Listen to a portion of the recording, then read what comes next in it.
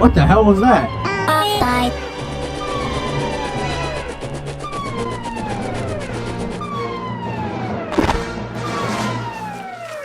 Okay guys, seriously, who left this banana peel here? Ah!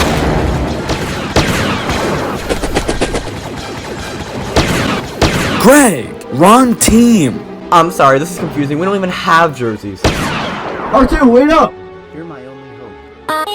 What do you mean the cap was on? Fine! I guess we're just gonna have to do the whole thing over again. There's one. Set for stun. I said stun, you idiot! Go where? There's nowhere left to go! Go!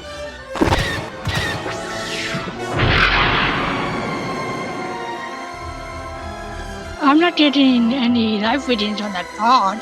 Maybe there's droids in there. Maybe they send the plants down in a droid. No, that is just ridiculous. I'm gonna regret this.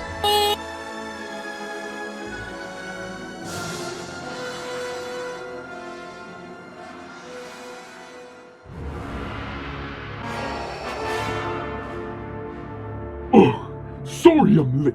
Line back there was a nightmare. This guy gets it. Right? Right? Alright, where is this chick?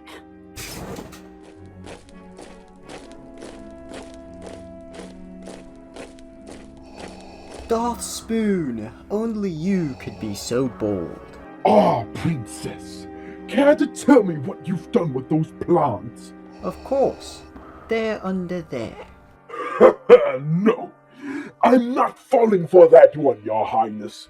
But you know who would? Tarkin. But I'm not Tarkin.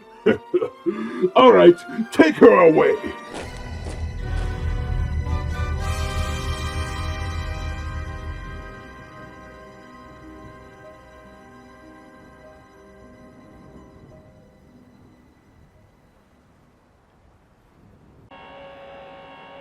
I don't know how much longer I can do this, R2. My joints are beginning to freeze up.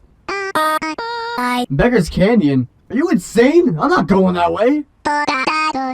Fine, go that way. I don't need you anyways. Stupid R2. I'm not invited to my birthday party next year.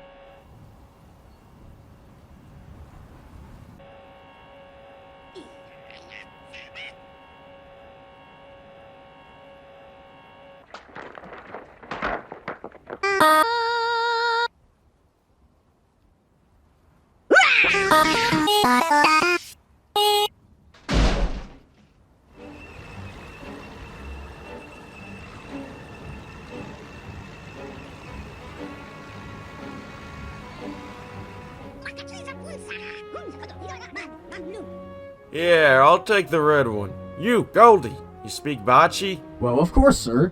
What about Spanish? See. Alright, we'll take this one. Aiden, get these two droids cleaned up before dinner. But I don't wanna! I wanna go to Tashi Station and play with power converters! It's not fair! You can waste time with your friends when your chores are done. Now move it! Alright, come on, let's go. Uncle Owen, the red one doesn't work. Alright, we'll take that blue one. Aiden, come here! What? After you're done cleaning those droids, I need you to milk the blue cows. We're out of blue milk. I'm done with these chores, Aunt Brew. I'm gonna run off and join the academy whether you like it or not. Huh! Power converters.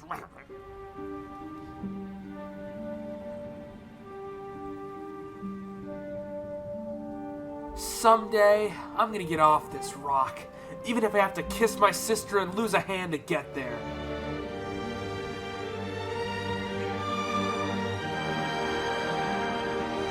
Get inside! Where's R2? It's horrible. He's gone. Uncle Owen's gonna kill me. We gotta go after him. Come on! I'm getting a reading on a droid up ahead. Hit the accelerator.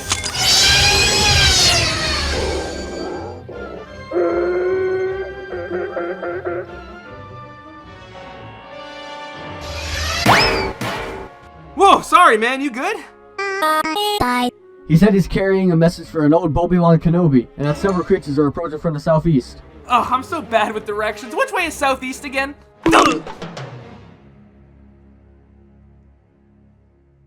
Aiden. What happened? Bobi-Wan? Yes, you took a mighty fall back there. Boy, you're a sight for black dots. Wait, where's 3PO? Uh-oh. Oh man, he's in bad condition. We gotta get him home. More sand people we are approaching. We must move. Alright, we'll send him up the wipe. You fought in the Clone Wars? Yes, Aiden. I was a Jedi Knight just like your father. How did my father die? I don't know. But he did want you to have this when you are old enough. Whoa! Whoa! Oh my god, I'm sorry! Oh, my little friend. What is this message you're carrying? General Kenobi, years ago you served my father in the Clone Wars, but now I need your help. This is boring. And my father told me about those 2 prisoners he goaded you into killing. I need you to take this droid to my father on Alderaan. He'll know what to do. Help me, Bobi-Wan Kenobi. You're my only hope. Alderaan. Aiden, I need you to come with me. I can't go to Alderaan. My aunt and uncle need me here. Aiden, I'm getting too old for these adventures. You must come with me and learn the ways of the Force. Alright, I'll go. I'm sure they'll be fine without me anyways.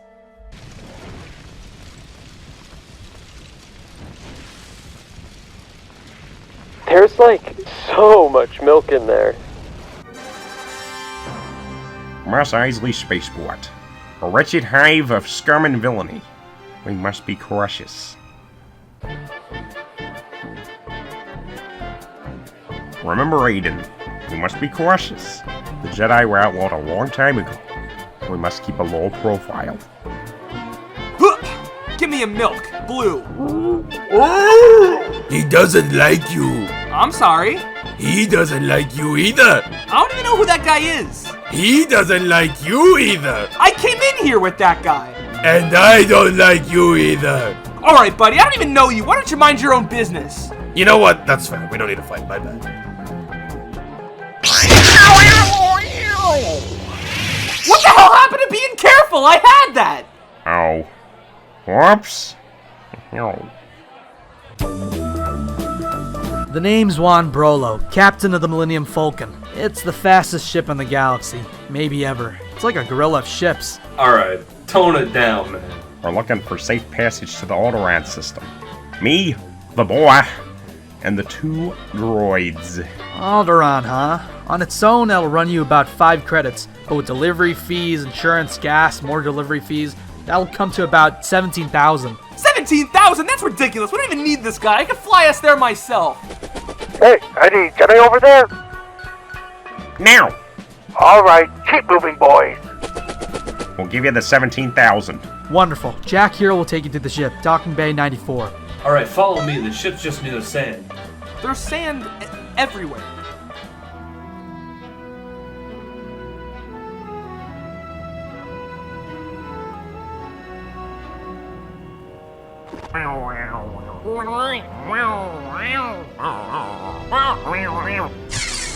What a piece of junk!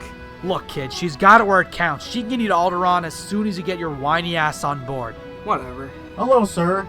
Stop that ship. Blast them. Jack, get us out of here! What the hell do you think I'm doing?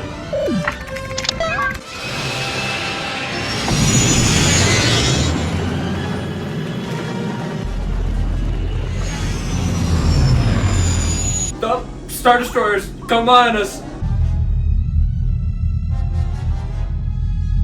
Star Destroyers? What the hell's that little droid carrying? Plans to an armored battle station? Yup. Yes. Aw, come on! They're gaining on us! Relax, kid. We're gonna make the jump to light speed because the ship can actually do that in this one. Anyways, punch it, Jack!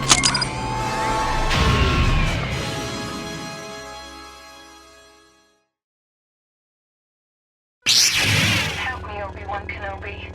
You're my only hope.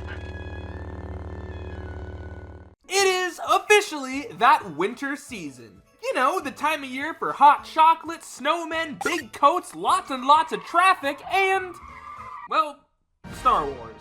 And how do I feel about Star Wars? I don't know, it's alright, I guess. Star Wars is best served cold. This is the most wintry franchise to ever winter in the history of winter. Maybe ever. Well, the movies actually came out in May. I don't care if they're summer movies. October through December, if you ask me, is definitively Star Wars season, even if nothing's coming out. Computer Man Luke Skywalker. Would that have hit the same if instead of the literal week before Christmas it aired in bumfuck July? I don't think so. Every wintertime I eat, sleep, and shit Star Wars. I watch every Star Wars show, I play every Star Wars game, buy every Star Wars Funko Pop. Seriously, it's becoming a bit of a problem. But most importantly, I watch every Star Wars movie. There's a very rich spectrum of Star Wars movies. You have the pretty okay ones, there's a few stinkers, there's some pretty good stuff, definitely a fun watch, and the holy shit is the greatest fucking thing ever produced in the history of cinema. George Lucas, have my children! But this year, we're gonna go back and revisit where the whole saga began. The beginning of an epic story of fathers and sons, mothers and daughters. The one, the only, Star Wars. The first one. And the first thing we're talking about is that title. Star Wars is a cool fucking name. It's Wars in the Stars. It's like the perfect title. But I have some opinions. Star Wars is a really cool title for this movie. If it wasn't the fourth one. I'm sorry, I know these came after, but I just can't look at a franchise that goes Star Wars Episode 1, The Phantom Menace. Star Wars Episode 2, Attack of the Clones. Star Wars Episode 3, Revenge of the Sith. Star Wars. Star Wars Episode 5, The Empire Strikes Back. Like, that drives me fucking nuts. I've heard people say that A New Hope is a bad title before, and what constitutes a bad Star Wars title? All of these are so corny. It's what makes them so fun. The Empire Strikes Back is corny as fuck. But, like, that's exactly what happens in the movie. The Empire Strike Back for the whole thing. Good stuff. Attack of the Clones. The clones attack. See? The Force awakens. The Force wakes up. Get up, sleepyhead. It's time for school. So why is A New Hope seen as a bad title? Luke is a new hope for the galaxy. It's that fucking simple. Star Wars is a pulpy, exciting, and simple title for a movie like this, and I really fuck with it. It's just that it doesn't fit in with the other movies and my brain don't work. I'm glad they changed the title for this because look how nice these look together now. It would stick out like a sore thumb otherwise. And yes, for the record, I feel the same way about Indiana Jones and the Raiders of the Lost Ark. I will not be accepting questions. Also, if the first one's called Star Wars and the second one called The Empire Strikes Back, instead of... shouldn't they actually have... because that looks like shit. Anyways, now that we've cleared up a very pressing issue, we're gonna go back and revisit where the whole saga began. The beginning of an epic story of fathers and sons, mothers and daughters. The one, the only, Star Wars Episode 4, A New Hope. We're sticking with it. A New Hope is an insane fucking movie. I can't even begin to imagine the process of the average person in 1977 sitting down in their theater seat ready to watch a brand new movie and... I'm alive! Everybody said it enough, but now it's my turn to say that A New Hope is a very special movie. I mean, it basically reinvented cinema, and for once I can actually say that without being hyperbolic. As far as Star Warses go, in my opinion, A New Hope is definitely the best one. It's not my favorite one, but I think from a more objective standpoint, it's the best at being a Star War. And fair enough, it started the Star Warses. This is the only Star Wars movie that doesn't feel like a larger-than-life space opera and instead feels like an actual movie. It kind of feels like every other thing in this series has this untouchable perfectionism about it. Like everything is very strict in how it's portrayed. Remember Jeans Guy? Me neither. For example, in every Star Wars movie, the stormtroopers use the E11 blaster rifle. I'm a little ashamed that I didn't have to look that up. But in this movie, you have this fucking badass big dick stormtrooper walking around with this fucking thing like it's no big deal. If that happened in one of the new Disney Plus shows, they would have CGI'd it out for the E11. And there's a lot of other really weird shit. Look at how static all these ships move as opposed to how dynamic the motion is in the other movies. Except for these Star Destroyers that are absolutely hauling ass. Or how about this kooky shot of Darth Vader where it kind of looks like he's raising one eyebrow? Huh? Fun fact, did you know that this part of the Vader helmet isn't actually reflecting light and it's just actually painted gray instead of black?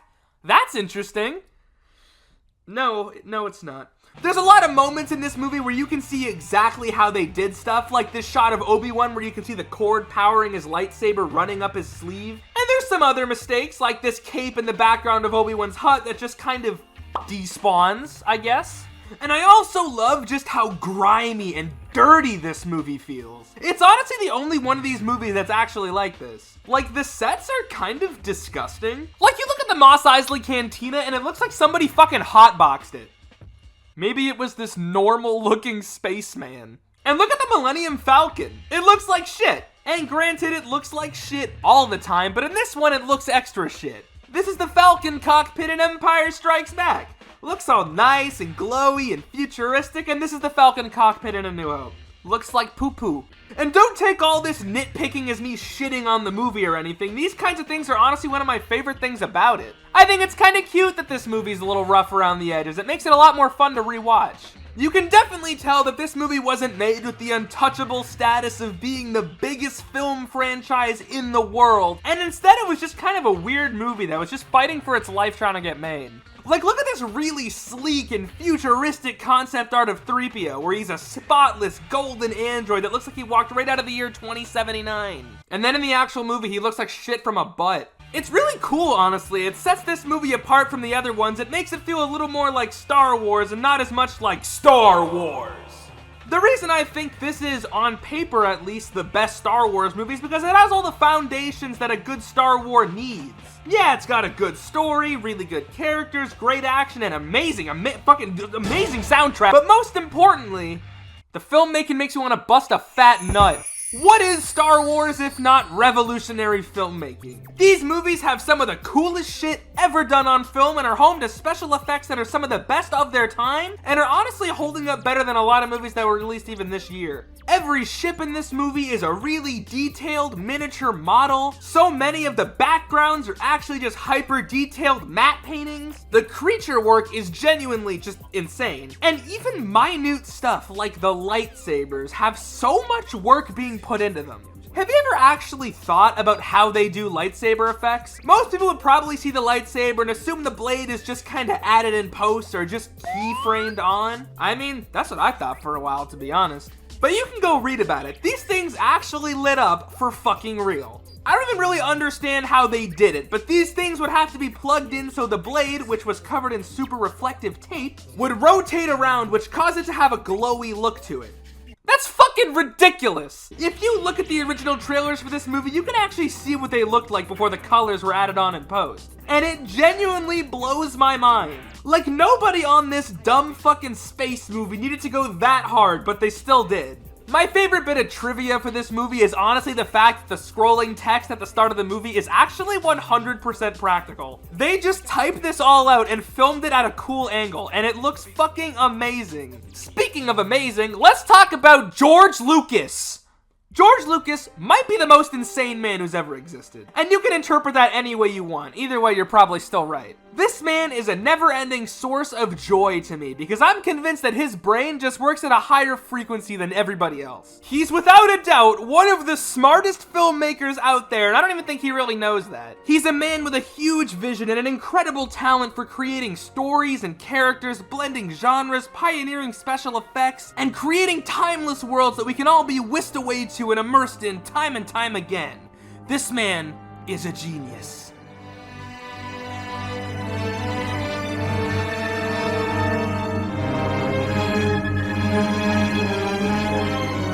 Do you watch a lot of television? Is there anything that you respond to on TV, or is it all kind of... The only thing I watch is Family Guy. George is like if Daffy Duck was a director, and I mean that in the nicest way possible. Every story about this man is essentially just him Mr. Magooing himself into genius creative decisions. I wanted to see Darth Vader's first entrance, even though I didn't work that day.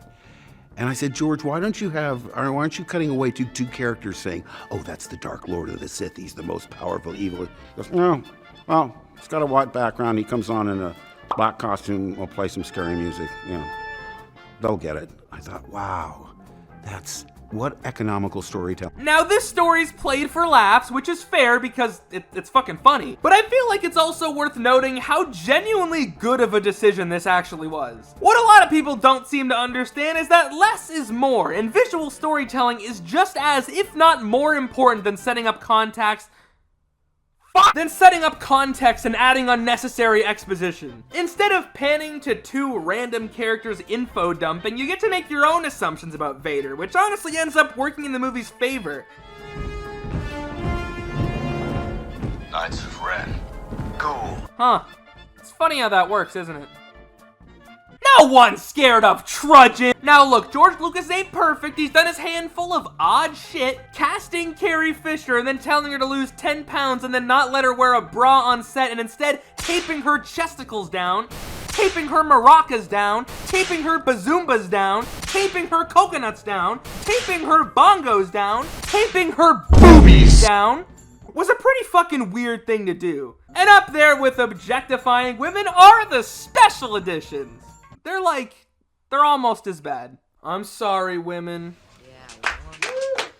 The special editions are almost unanimously agreed upon to be one of the worst things to ever happen to the world. Coming up right behind World War II, 9/11, and that one day my Boba Fett portrait fell off the wall. 99% of people absolutely despise the special editions. But I'm in the 1%, baby! I think it's totally fair to hate the special editions because, to be honest, I'm one of the most anal people in the world about Star Wars. I can tell which movie someone's watching based solely on the Vader suit, and I can tell each movie apart by the sound of the... I'm not joking. For the record, that was The Last Jedi, if anybody was wondering. So I think it's fair to say that if these dropped today, I'd probably go fucking insane. But unfortunately for me, I have... That was Attack of the Clones. I grew up with the special editions and I think they have a lot going for them. Fixing the Emperor and Empire Strikes Back and giving Cloud City windows, letting us actually see the Wampa. All good stuff. Adding the new song to the ending of Return of the Jedi, letting the Ewoks blink, among other things, in my opinion, genuinely improve these movies.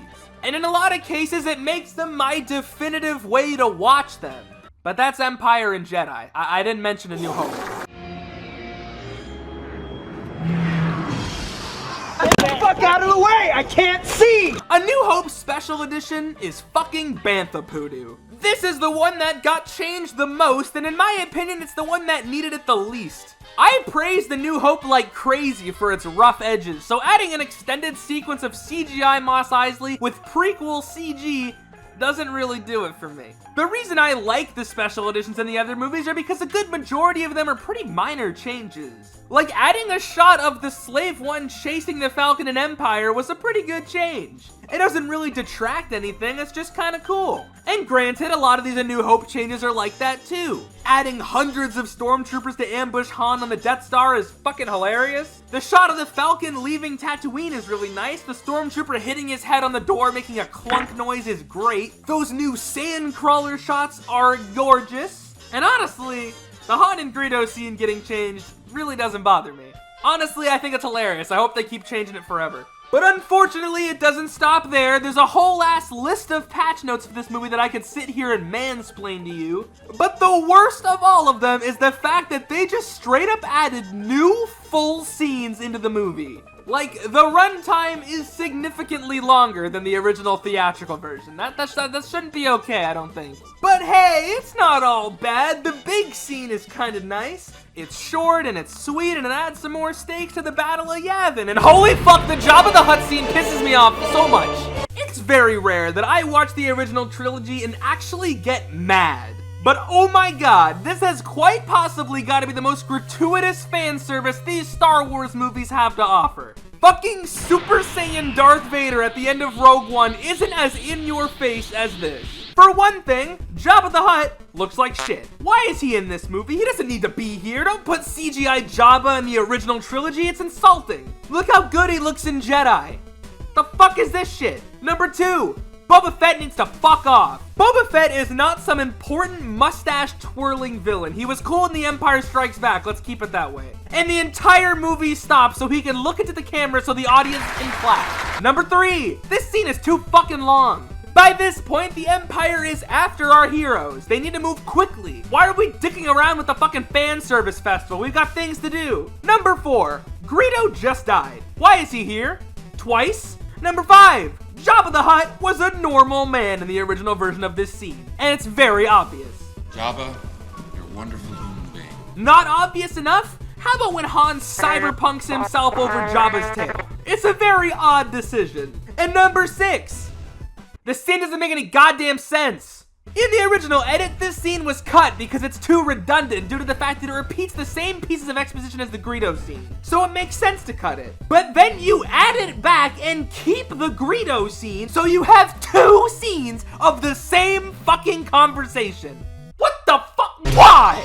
We already fucking know this! And not to mention the whole mystery of who Jabba the Hutt is and why he's so dangerous is completely ruined for new viewers. And the entire first third of Return of the Jedi loses so much of its swagger. But oh, don't worry guys, Boba Fett's here. He's gonna do the classic look. There he goes. Wow! Why do we need this scene? Who is this for? Is this for people who were checking their phones during the last scene? Is this for people who don't speak Rhodian and only speak Huttese? I don't get it. Why is this here? Why does 1997 Jabba look like shit? Not shit in a bad way, but shit that he looks like poop, feces, stool. Whose idea was this? Why is this movie? Okay. I need to lie down for a few minutes. I'll be back, and we'll have less Jabba. I promise. I don't think I can take any more.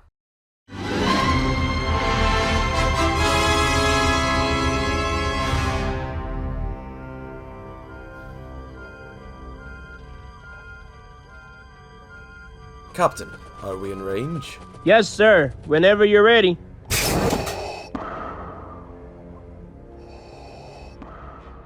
Ah, Governor talking. It's Grand Moff now. Princess, I'll ask you this one time. Where is the rebel base? Under there. Under where? Oh, I'm sorry you fell for that so quickly. Fine, Princess. Be that way. We'll just test this battle station's full potential on your home planet of Alderaan. No, you can't. Then I'll ask one final time. Where is the rebel base? Stew John. It's on Stew John. See, that wasn't so hard. Your precious home planet will live to see another day. Blow it up anyway! What?!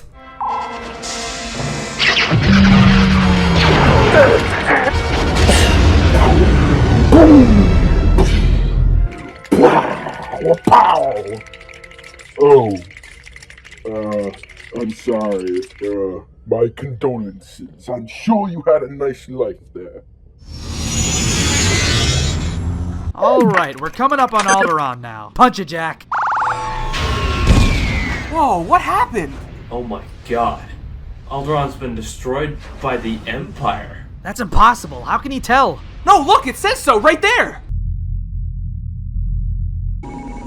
Stop, small fighter inbound. Follow it. I want to see where it came from. Looks like it's heading towards that small space station. That's no space station. That's just a small moon. Oh no, that is a space station. Jack, turn the ship around. I can't! We're caught in a tractor beam! I've got a bad feeling about this. Don't worry, kid. They're not taking me without a fight. You can't win, but there are alternatives to fighting. Like running away!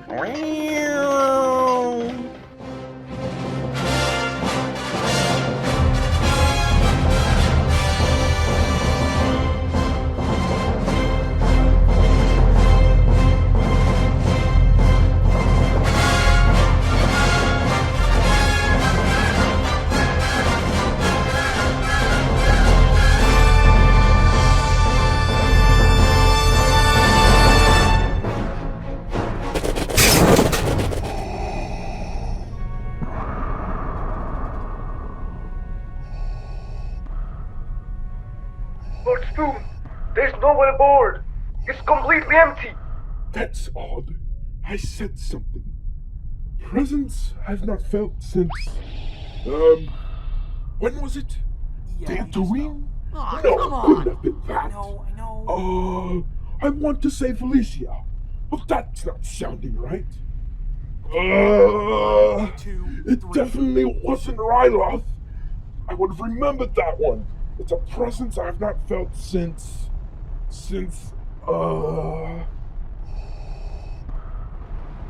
How are we gonna get past? Don't worry. I got an idea. Oi, mate! I got one big package for the Emperor, I do. Yes, of course. Move along. Okay, so what actually is your idea? Well, I was just gonna say, shoot everybody. I got a better one. Look over there.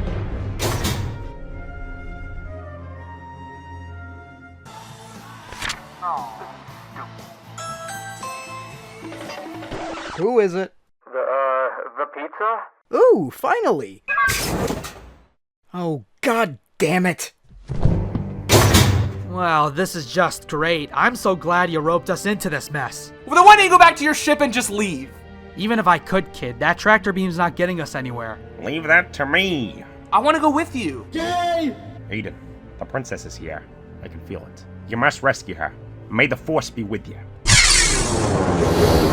Save the princess? Not a chance, kid. And there's nothing you'd say to change my mind, so don't even bother. She's got money. Alright, kid, you successfully changed my mind. You got a plan?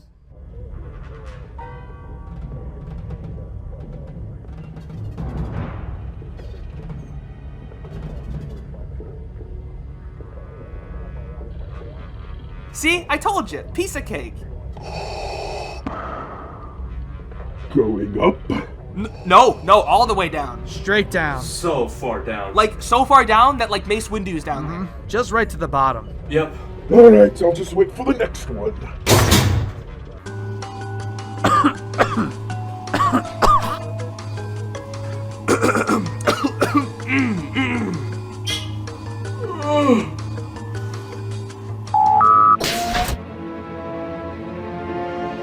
Evening, gentlemen. He's not a stormtrooper at all. Get him.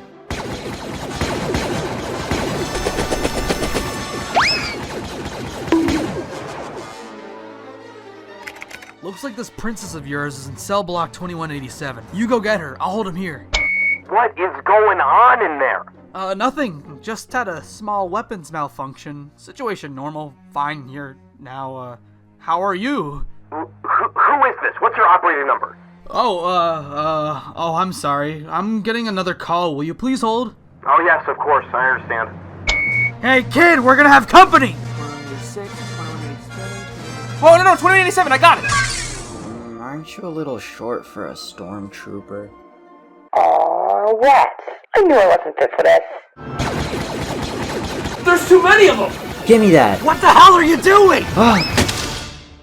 The fuck was that supposed to do? You hear that? What?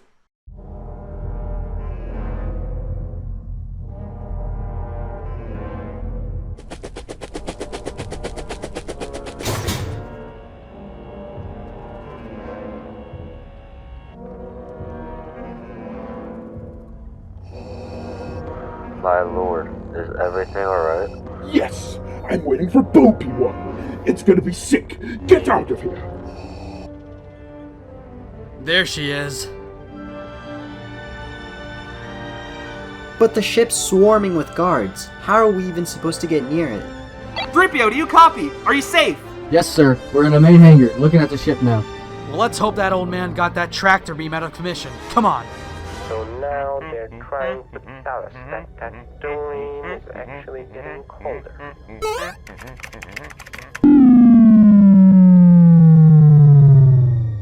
Very superstitious.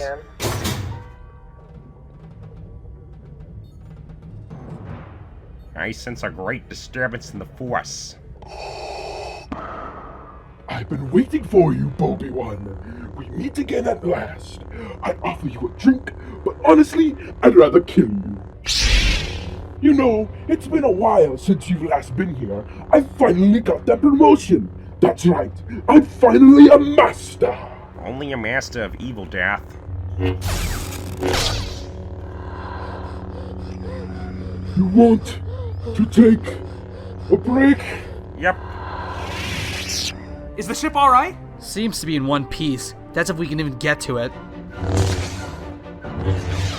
I know we're supposed to be guarding the ship, but I really want to go watch the fight. I got 10 credits on the old guy! Alright, now's our chance. Let's go! Bobi-Wan?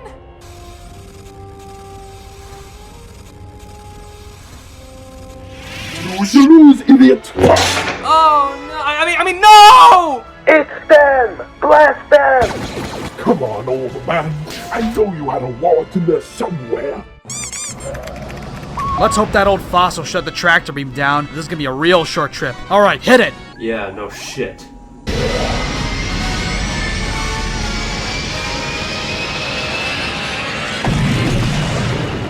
Oh, there they go. And all I got is the sweet new lightsaber.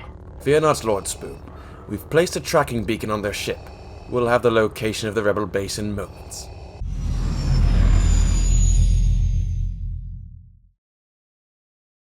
Help me, Obi-Wan Kenobi.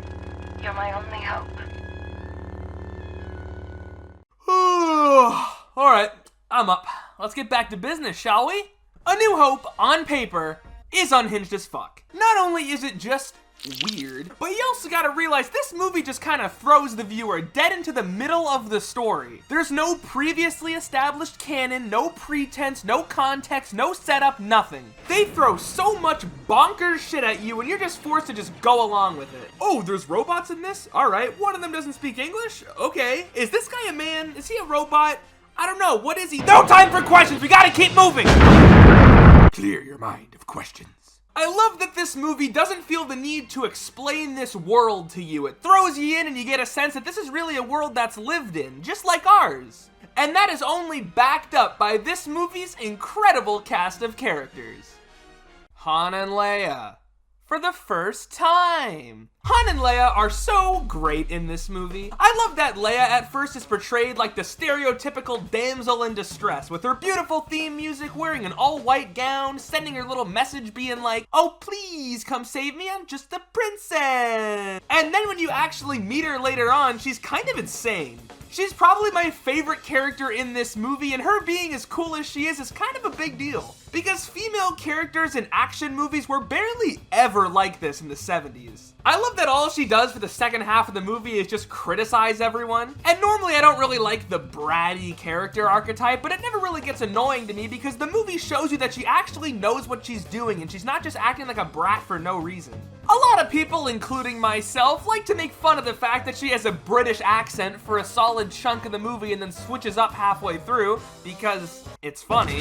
But honestly, the more I think about it, the more I'm starting to think that it was intentional. Honestly, I think the British accent is more of an attempt to push this damsel in distress narrative so that when she drops the facade after being rescued, you can really feel the switch up. The more you tighten your grip, Tarkin, the more star systems will slip through your fingers. Will somebody get this big walking carpet out of my way? Whoa! I love that after Luke and Han rescue her, she just starts kicking ass and calling the shots, and it is great stuff. And Han in this movie is honestly one of the most crucial parts of why it even works in the first place. First of all, he's hilarious. The joke where he chases those stormtroopers up and down the hall may genuinely be my favorite joke in any movie ever. But his arc in this one is one of the most solid in the whole series, mainly because of how simple it is. When we first meet Han, he is a shady, money-grubbing scoundrel. He kinda sucks. But as the movie goes on, you can see him really start to care for these people. And by the time he leaves the movie and comes back at the end to help Luke in the big Death Star battle, it's one of the hypest things I've ever seen. This movie's a lot simpler in how they write these characters, and their arcs aren't really the craziest things ever written in fiction, but I honestly think that works for the kind of movie that this is trying to be. It's a weird-ass movie. They gotta introduce you to all this insane shit. It's no wonder the character writing is so simple. I like that Han's skepticism of the logistics of the Force and the Jedi are written with complete sincerity. If this movie came out today, he'd probably be written a lot more tongue-in-cheek and be used to poke fun at how silly the movie is. But instead, he's just kind of written like an atheist. And not to mention, Leia and Han's chemistry with each other is electric right from the start. It's no mystery why they paired them up in the sequel. The way they butt heads and bounce off each other is beyond entertaining to me. All they really do in this whole movie is yell at each other, but it's always played for laughs as opposed to trying to create drama. A lot of the reason this trinity of characters is the best out of the series is because they're all so wildly different from each other. I'm gonna be mean for a second and pick on the sequels, but this trio sucks butt. Honestly, Rey Star Wars is a super interesting character who gets to do some really interesting shit. She's really good at a lot of stuff. But then Finn and Poe are just kind of the peanut gallery. Poe Dameron is a really good pilot, but Rey's a better pilot, and she's a Jedi, and she's the leader, and she's the brains of the operation. She'll stop at nothing to bring peace to the galaxy. While Finn and Poe are just kind of hanging out. Luke, Han, and Leia immediately from this first movie work so well as a trio because they're all really good at different shit. Luke's pure of heart and he'll always do anything he can to help someone, even if it means putting his mission at risk. He's really good at coming up with plans and ideas, and nothing the gang does in this movie would really work without him. Leia's a great leader and a force for good, but she's a lot more involved in the war and has a lot more experience than someone like Luke or Han. She keeps the gang grounded, but she's capable of doing the fighting herself instead of just sitting back and giving orders. And Han's the ace pilot who knows how to get the gang out of a tight jam. He doesn't have the most pure intentions, but he's the best at what he does and will do what he thinks is right, even if he doesn't want to admit it. This trio is so good because their strengths and weaknesses always balance each other out and make it so that none of these characters are ever just sitting around. Everybody always has something to do. Darth Vader. For the first time. Darth Vader in this movie is one of the most interesting parts about it for me, because everyone always remembers him having this looming presence over the whole thing, but he doesn't really do anything. And don't get me wrong, it works. This movie isn't like the other two where its main focus is on the hardships of war and the large-scale conflict. It's about our heroes being goofballs and running around the Death Star for a few hours. Vader isn't even really the main villain here. Tarkin has more of a stake in the plot than Vader does. Vader has 12 entire minutes of screen time in this, and a lot of it is used just standing around or doing some awkward shit. But I kinda like that he's more goofy and comic booky in this one. It fits that pulpy, nostalgic 1930s serial vibe that the movie's going for, and it's not like he doesn't get to do anything. He's calling shots and giving orders to try and track down our heroes. He has a big role in the final battle, and he even has that big fight with Obi-Wan. Okay, we gotta talk about that big fight with Obi-Wan. Obi-Wan Kenobi is old as fuck. He's a geezer. Obi-Wan's entire role in this movie is to introduce Luke to the ways of the Force and die. That's it. That's his arc. So it makes me so mad when I hear people try and say that Vader and Obi-Wan's fight on the Death Star is bad. Of all things to complain about in this movie, why is that the one you go for? And this take's becoming a lot more common too. Almost every time I watch this movie with someone, they gotta bring up how this fight is just old men poking sticks at each other. Yeah. Obi-Wan's old as hell. That's kind of the fucking point. Yeah, sure, okay, I'll give you this. This little spin he does is kind of awkward, but how exactly is this a bad fight? Yoda versus Dooku is a bad fight, not this. The choreography is good, for the most part. The dialogue is fine. I don't get what's wrong with it.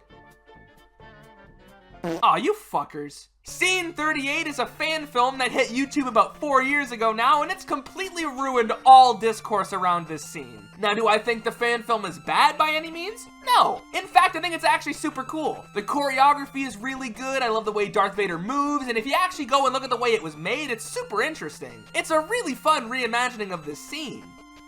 And it's just that, a reimagining. I can't even begin to tell you how many fucking times I've seen some internet goober say that this fight is better than the original, because it's epic. I've even seen a few brave souls say that Disney should replace the original scene with this.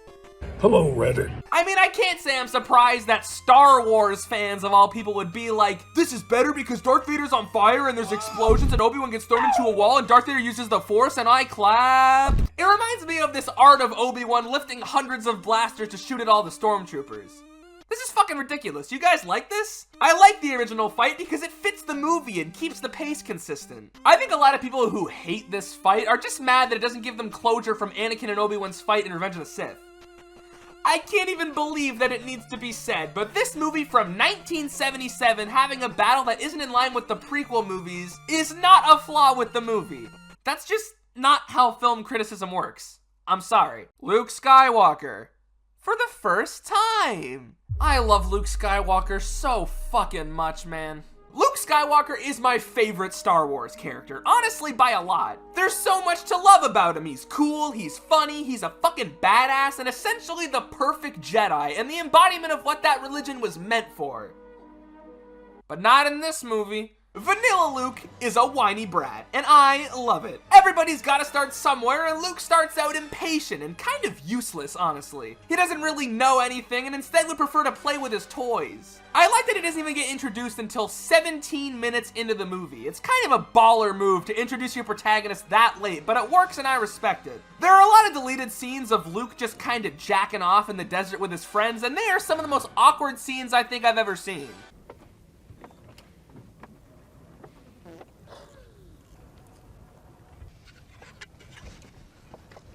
Ugh. Luke is kind of a perfect protagonist for a movie like this. He doesn't really know anything about anything. He and the viewer are the same. He's never been to space, he's never been in a battle, and when he learns what the Jedi are and what the Force is for the first time, you're there learning along with him. Which is good because just like the viewer, he's kind of stupid. Another thing worth noting is that Luke gets his lightsaber in this movie, and he hangs it on his belt for 2 hours and doesn't pull it out once. And I fucking love that. I miss when lightsabers had this mythology to them. In these 3 original movies, when a lightsaber came out, you got chills down your spine. It was so rare that these would get pulled out that when you saw them, it was, aw, fuck, here we go. Nowadays, every lightsaber has to have a gimmick. Look at my lightsaber, it's got 2 blades. Oh yeah, well mine has a curved handle. Oh well, I got 4 of them. No, but mine has a cross guard on it. Oh, but mine are white and I got 2 of them. I'm fucking sick of it. The lightsabers in these original movies really do feel like an elegant weapon from a more civilized age. They feel like they have more weight to them. They feel like they're less of a flashy device and more of an actual weapon. I don't know, I feel like new Star Wars kind of makes lightsabers and the Force feel more like superpowers than actual mythology. Like in this movie, you can look back at the scene in Obi-Wan's hut where Obi-Wan explains the Force, and it is the most interesting shit ever. It is explained to us as purely spiritual. And I don't know, I kind of find that a little more interesting than, oh look, I can fucking teleport shit across the galaxy. It's stupid, I don't like it. Luke's character in this movie isn't the most complicated or the most unique. He isn't the Luke we all know from the other movies, but I think it's important to show the beginnings of a character like this. We need to see his actual potential before being able to get behind things, like him being set up as the only hope for the galaxy. Because this first movie was originally supposed to be the first act of a much larger movie titled Adventures of Luke Starkiller as taken from the Journal of the Whills, Saga 1, The Star Wars. Wow. Adventures of Luke Starkiller as taken from the Journal of the Whills, Saga 1, The Star Wars would span the story of what would eventually become the whole trilogy. But I think that would actually kill audiences in the 70s. I love this movie because it's a lot more simple than anything else in the series, but sometimes simple is good. Every other Star Wars movie has so many plot lines happening and so many planets and characters, but this movie has one main plot line, only like 2 planets, and all our characters are together. I think the most telling example of this is how the other movies always have like 2 or 3, sometimes even 4 battles happening at once, and this movie only has 1. The Trench Run. The Trench Run is one of the most exhilarating things in the series, and admittedly, I kind of slept on it for most of my life. As a kid, I just wanted to see lightsabers, but now as an adult, I'm able to understand that the pace of this sequence and the way tension is built throughout it is a genuine masterclass of all kinds of filmmaking, especially editing. Right off the bat, I love that there's not a lot of witty banter between the pilots. It really makes the Death Star feel like the juggernaut that it is. There's no quips, there's no jokes, it is all business. There's even a point where Wedge speaks up and makes a comment about the size of the Death Star and essentially gets told to shut up. Cut the shot all right, too. I love how hopeless the battle feels right from the beginning. Everyone and their mother are just dying left and right before they even make it to the trench. You slowly watch these fighters struggle like hell, and when they finally make their way for the bombing run, you finally get to feel that small victory, and then they all get blown up and we're back where we fucking started. And it's all only elevated by the fact that the effects are great, the music is amazing, and it's even better when it cuts out and the whole scene is built on the sound design. The static engines of the X-Wings clashing with the swelling in and out of the TIE fighters. Good shit. And I've said it already, but the editing throughout this whole sequence is a fucking masterclass. Marsha Lucas, aka the greatest person of all time, uses B-roll footage of the base on Yavin 4 to show how much pressure there is on the fighters.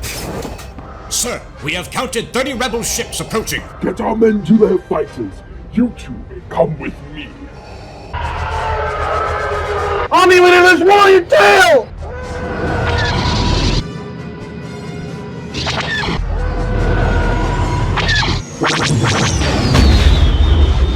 Great shooting, Red 1. Commencing bombing run.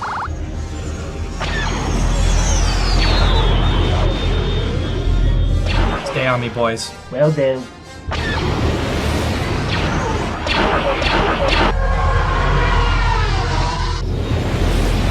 Weapon to those cannons! They stopped firing!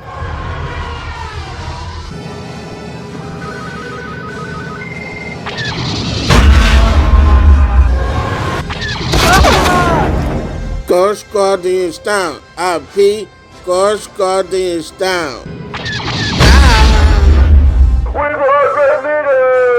We can still win this! Oh, it'll take a miracle to save us now. Kid, we've come back to help you. Kid, we've come back to help you. Kid, we've come back to help you. What are you rehearsing? Yeah. Wait a minute. This isn't the Death Star. Oh my God!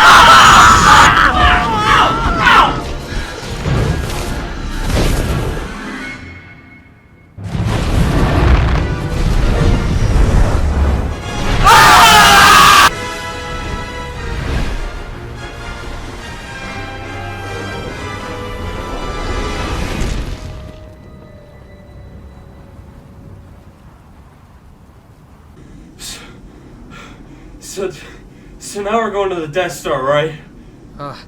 Yeah, put her in reverse.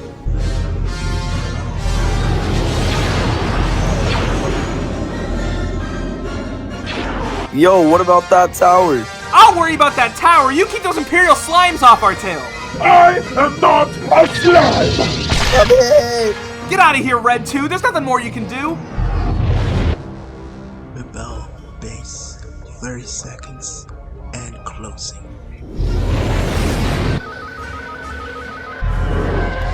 I'm almost there. Use the Force, Aiden. Let go. Are you eating? No. Trust me, Aiden. Let go. Alright. Aiden, you switched off your targeting computer. Is everything alright? Everything's fine. I'm alright. Hey, is that my old droid? R2 and I used to be homies back in the day. Fuck! Ow! Shit! What the fuck? I'll fucking kill you, motherfucker! Oh, sorry. I mean, I have you now. What? Yahoo! See, I told you we make it! And just in the nick of time. Hey, look out!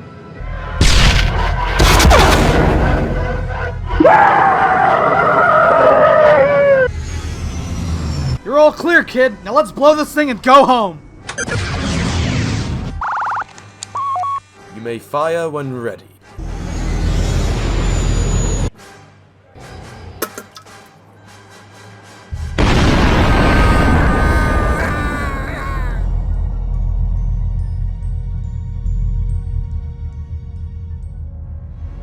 Great shot, kid. That was 1 in a million.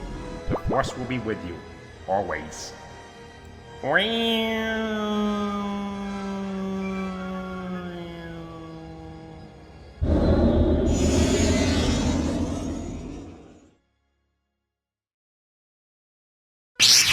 Help me, Obi-Wan Kenobi. You're my only hope. I'm back and I'm wearing some new pants, baby. Let's do this. I'm very open about the fact that The Empire Strikes Back is not only my favorite Star Wars movie, but also my favorite movie of all time. But honestly, that movie is absolutely nothing without A New Hope. This movie created something. It created a franchise, sure. It created an iconic world with iconic characters, yeah, that too. But I think most importantly, it created a generation. My parents grew up in the era of the originals. An era where Han shot first and R2 didn't have that stupid rock in front of him. Seriously, how did he even get in there? Is there another entrance to that small divot? Did he suck in his gut? Anyway, I grew up in the era of the prequel high and the Clone Wars. I still have my old lightsabers and my old action figures. And kids now are growing up with the sequel trilogy, with Rey being to them what Anakin and Luke were to me. And even my future kids will likely grow up with whatever Disney Plus shows are being made by then. Probably whatever Mandalorian spin-offs are still coming out, and that'll be their Star Wars. Little fucking shits! My point is, A New Hope is the movie that started it all. It created this thing that my family and I watch every year when we put up the Christmas tree. Families will continue to share this movie with each other and pass down to the next generation for the rest of time, and I don't think that can ever be understated. As unfortunate as it is, I can accredit Star Wars for me being the way that I am. As a kid, it taught me so much. I was indoctrinated into this cult at the age of 3, but 15 years and thousands of dollars later, I'm still here. A New Hope wasn't my first Star Wars, but it was one of my favorites growing up. It's a simple movie with a simple plot, but in my opinion, that's what makes it so magical. It's a movie I can watch over and over again and take something new from it each time. It's a movie that reminds me time and time again that there's always good in this world, and that even through the darkest times, there is always hope. Hope that things will get better, and hope that you can make a difference. And I love that a movie can still feel like this in my old age of 18. And I love that a movie can still teach me things all these years later. And I love that a movie like this can make me feel. And I love that characters like this can stick with me throughout my whole life. And I love that something as simple as a little space adventure that came up before I was even fucking born can do all this for me. And through everything I've been through and everything I'll go through in the future, the thing that's always been true and always will be true is that I love A New Hope. Because it's called A New Hope and not Star Wars. Okay, bye!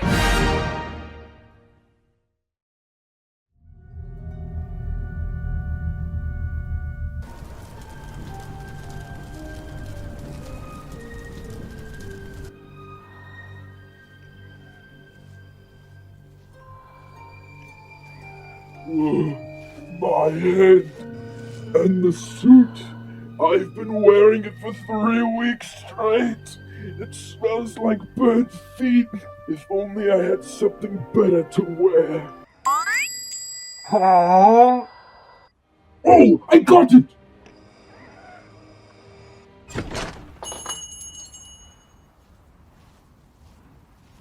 Ugh, I look like shit.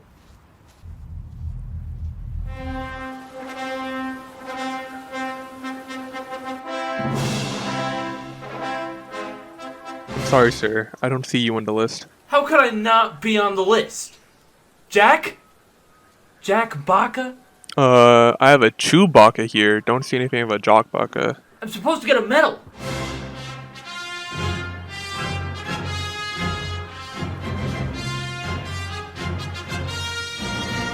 Ooh, right here! Sure thing. Always love to meet a fan. I probably should have made that clearer. And with this final medal, it seems there's nobody more fit than myself.